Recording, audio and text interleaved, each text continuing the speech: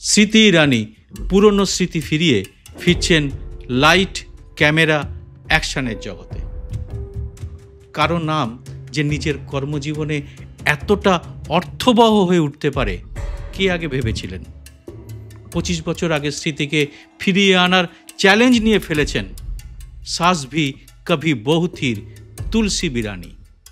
অথচ রাজনীতিতে এসে তিনি চ্যালেঞ্জ নিয়েছিলেন রাহুল গান্ধীর কেরিয়ার শেষ করে দেওয়ার। রাহুল ক্রমেই আরও বিকশিত হচ্ছেন, আরও বিকশিত হবেন, তার প্রমাণও পাওয়া যাচ্ছে। আর স্মৃতি ফিরে গেলেন স্মৃতিতে। সংসদীয় রাজনীতিতে একবার মাত্র ভোটে হেরেই আপাতত রাজনীতিকেই বিদায় জানালেন স্মৃতি ইরানি। শেষ পর্যন্ত সত্যিই কি পাকাপাকিভাবেই রাজনীতিকে টাটা করবেন তিনি? দেশের মন্ত্রী হয়েছিলেন, সংসদে রীতিমতো ইরানি ব্রিগেড তৈরি হয়েছিল। এসব সত্যি কি এখন স্মৃতি হয়ে গেল স্মৃতি ইরানির কাছে এত তাড়াতাড়ি? আর তাতে রাহুল গান্ধীর ভূমিকাটাই বাকি। এই এপিসোডে চলুন বর্তমানে পা রেখে একটু স্মৃতিতে ফেরা যাক।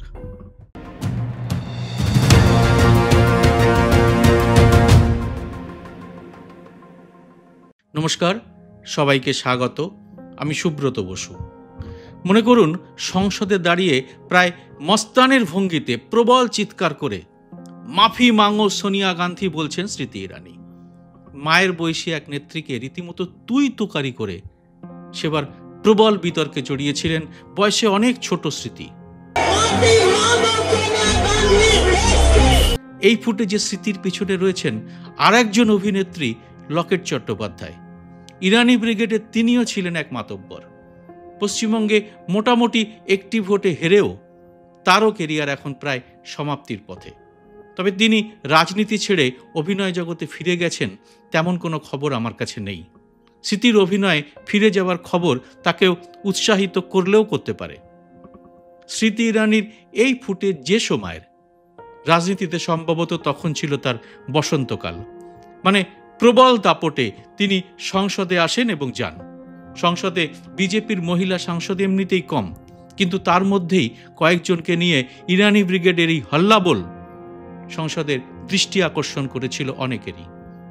তখন প্রধানমন্ত্রী নরেন্দ্র মোদীর ভালো সাপোর্ট ছিল স্মৃতি ইরানির পেছনে। আর রাহুল গান্ধীকে হারিয়ে আসার জন্যে বিজেপির অন্ধভক্তদের কাছে তিনি ছিলেন একেবারে চোখের রানী। নরেন্দ্র মোদীর আশীর্বাদেই কলেজের আঙিনায় না গিয়েও স্মৃতি ইরানি পেয়েছিলেন শিক্ষামন্ত্রক। সেখানে কি কাজ করেছেন তিনি, তা কেবল অন্ধভক্তরাই বলতে পারবেন।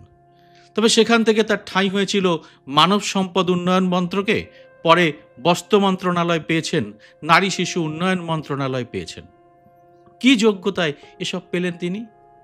তাহলে স্মৃতি ইরানির এই ছবিটা দেখতে হয়।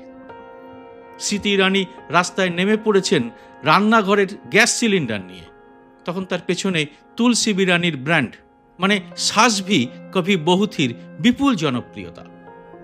অমিতাভ বচ্চন বা আরও কোনো সেলিব্রিটি তখন জিনিসপত্রের দাম বৃদ্ধিতে মনমোহন সিংয়ের সরকারের বিরুদ্ধে কথা বলছেন। তখনই স্মৃতি পথে নেমে পড়েছিলেন সিলিন্ডার নিয়ে। তবে রান্নাঘরের গ্যাস সিলিন্ডার নিয়ে শুধু রাস্তায় নেমেই ক্ষান্ত হননি স্মৃতি ইরানি। ডক্টর মনমোহন সিংকে দ্রব্যমূল্য বৃদ্ধির জন্য নিম্ন শ্রেণীর কথাও বলেছিলেন। সক্রিয় রাজনীতিতে এবং বিজেপির মন্ত্রিত্ব পেতে আর কি চাই?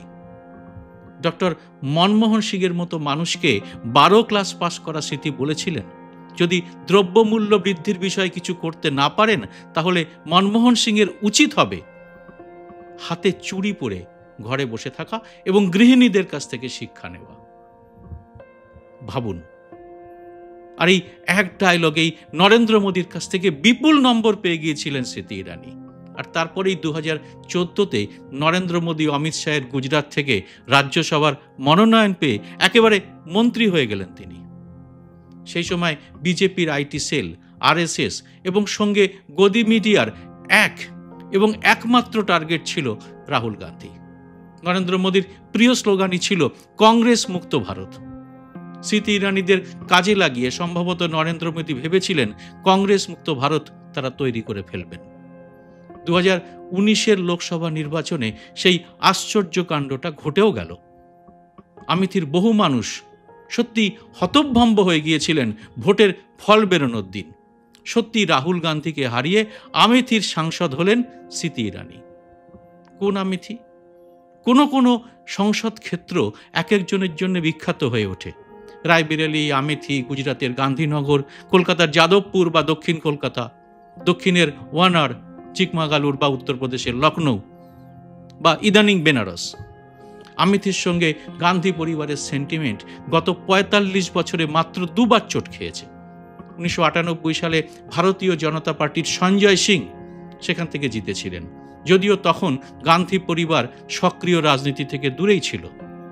আবার ইন্দ্রপতন ২০১৯-এ রাহুল গান্ধীর হেরে যাওয়া। ১৯৮০-তে আমেথি থেকেই নির্বাচিত হন সঞ্জয় গান্ধী। এরপর সঞ্জয় গান্ধীর মৃত্যুর পর রাজীব গান্ধী পরপর ৪ বার নির্বাচিত হন আমেথি থেকে। রাজীবের মৃত্যুর পর সোনিয়া গান্ধীর রাজনীতিতে আসতে কয়েকটা বছর সময় লেগেছিল। সেই সময় আমেথির আসন ছিল গান্ধী পরিবারের ঘনিষ্ঠ ক্যাপ্টেন সতীশ শর্মার হাতে। ২০১৯-এর নির্বাচনে স্মৃতি ইরানি আমেথি থেকেই রাহুল গান্ধীকে হারিয়ে দেওয়ার পরে দলে মারাত্মক গুরুত্ব পেয়ে যান, আর সেখান থেকেই তার চালচলনও পাল্টে যায়। ২০১৯ থেকে ২০২৪ এই ৫ বছর এক প্রবল অহংকারী মহিলাকে দেখেছে ভারতীয় সংসদ। স্মৃতি ইরানি কি সেই সময় নরেন্দ্র মোদী এবং বিজেপির গুজরাট লবির অত্যন্ত ঘনিষ্ঠ হয়ে উঠেছিলেন? রকমারি মন্ত্রক তার হাতে দিয়েছিলেন নরেন্দ্র মোদী। আর এই ৫ বছর স্মৃতি ইরানির রাজনীতি ছিল একেবারে একমুখী। রাহুল গান্ধীর রাজনৈতিক কেরিয়ার খতম করে দেওয়াই তার এক এবং একমাত্র লক্ষ্য ছিল। বারবার এরকমই হুঙ্কার তার কথাবার্তায় শোনা যেত, আর সেজন্যে যা খুশি সত্যি মিথ্যে বলতেও বিন্দুমাত্র সময় নষ্ট করতেন না তিনি। মনে করুন, রাহুল যখন কন্যাকুমারী থেকে তার ভারত জোড়ো যাত্রা শুরু করেন, তখন স্মৃতি ইরানি বলেছিলেন রাহুলের উচিত ছিল বিবেকানন্দের মূর্তিতে মাল্যদান করে বা প্রণাম করে এই যাত্রা শুরু করা। স্মৃতি জানতেন না যে রাহুল সেভাবেই তার যাত্রা শুরু করেছিলেন। আসলে প্রবল অহংকারী স্মৃতি ইরানির কোনো ধারণাই ছিল না রাহুল গান্ধীর রাজনৈতিক উত্তরাধিকার সম্পর্কে। অবশ্য এই ধারণা তিনি পাবেন কোথা থেকে? ২০২৪-এ আমেথি থেকে তার আবার মনোনয়ন পাওয়া আসলে নরেন্দ্র মোদীদের কাছে ছিল একটি পেনাল্টি শটের মতো। স্মৃতি জিতলে ভালো, আর না জিতলে বিজেপির কোনো ক্ষতি নেই, ক্ষতি হবে স্মৃতি ইরানির নিজেরই। আর কৌশলগত কারণে রাহুল গান্ধী ২০২৪-এ আমেথিতে আর ভোটে দাঁড়ালেনই না। তিনি লড়িয়ে দিলেন এমন একজন মানুষকে ভোটের রাজনীতিতে যার মাটির সঙ্গে যোগাযোগ, এবং তাকে কাউন্টার করতে গেলে উদ্ধত স্মৃতিকে মাটির কাছাকাছি যেতে হবে। তিনি গান্ধী পরিবারের অতি ঘনিষ্ঠ মানুষ কিশোরীলাল শর্মা। রাহুল সম্পর্কে উঠতে বসতে তাচ্ছিল্য বিদ্রূপ করতে করতে স্মৃতি ইরানি নিজেই যখন ভোটে হেরে সারা দেশের তাচ্ছিল্য এবং বিদ্রূপের শিকার হয়ে উঠেছেন, তখন তাকে বাঁচাতে আসেননি কিন্তু নরেন্দ্র মোদী এবং তার সমর্থকেরা। কে তাকে ওই সময় বাঁচায়? সেই মানুষটির নাম রাহুল গান্ধী। যে রাহুলকে নিয়ে তিনি দিনরাত নানা কুকথা বলেছেন টানা ৫ বছর ধরে, সংসদের মধ্যে দাঁড়িয়েও অনর্গল কুবাক্য বলেছেন, সেই রাহুলই এগিয়ে এসে এক্স হ্যান্ডেলে রীতিমতো স্পষ্ট লিখে জানিয়েছিলেন, ভোটে হার জিত সবারই হয়, এভাবে একজনকে টার্গেট করে ট্রোল করা ঠিক হচ্ছে না। আর এরপরে রাহুল সম্পর্কে একটি কথাও বলেননি স্মৃতি, না, একটিও না। কিন্তু প্রশ্ন হচ্ছে, বিজেপি তার দিক থেকে এভাবে মুখ ফিরিয়ে নিল কেন? কেন স্মৃতিকে ফিরে যেতে হলো পুরনো স্মৃতিতে? স্মৃতি ইরানি কিন্তু হেমা মালিনী বা কঙ্গনা রানাওয়াতের মতো একেবারে রাজনৈতিক বোধবুদ্ধিহীন মানুষ নন। রাজনীতি করেছেন জমিয়ে, সাংবাদিকরা তার সমালোচনা করলে ধমক দিয়ে তার চাকরি খেয়েছেন। বিশেষ করে গালিগালাজের রাজনীতিতে তিনি তো একেবারে উচ্চমার্গের মানুষ। তার মতো মানুষদেরই তো সঙ্গে রাখে বিজেপি। কিন্তু রাহুল গান্ধীর সামনে স্মৃতি ইরানির এই রাজনীতি যে একেবারে অচল হয়ে গেছে তা বুঝে গিয়েছিলেন বিজেপির চাণক্য। রাহুলকে সামলাতে বিজেপির নরেন্দ্র মোদী সমেত গদি মিডিয়া, আইটি সেল, আরএসএস এর প্রত্যেকেরই এখন কালঘাম ছুটে যাচ্ছে।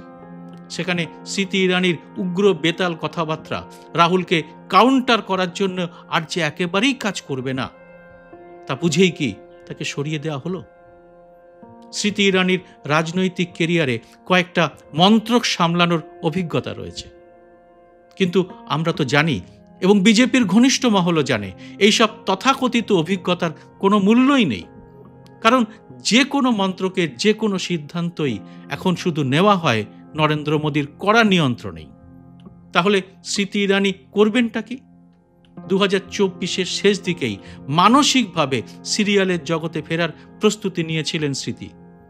জুলাইয়ের 29 তারিখে তার নতুন সিরিয়াল, আগের সিরিয়ালের সিকুয়েল দৌড় শুরু করবে এবং এর শুটিং শুরু হয়ে গিয়েছিল জানুয়ারি-ফেব্রুয়ারি থেকেই। 2025-এর জানুয়ারিতে ছিল কুম্ভ মেলার বিশাল আয়োজন। কে না ছিলেন এই কুম্ভ মেলার আয়োজনে? রাজনীতি বা বিভিন্ন পেশার সেলিব্রিটিরা কুম্ভ মেলায় ছিলেন, কিন্তু সব সময় সামনে থেকে নেতৃত্ব দেওয়া এবং বিজেপির হাল্লাবোলের মহিলা ব্রিগেডের সেনাপতি স্মৃতি এই কুম্ভ মেলায় ছিলেন না। রাজনীতিতে এসেছিলেন রাহুল গান্ধীকে রিটায়ার করিয়ে দেবেন বলে।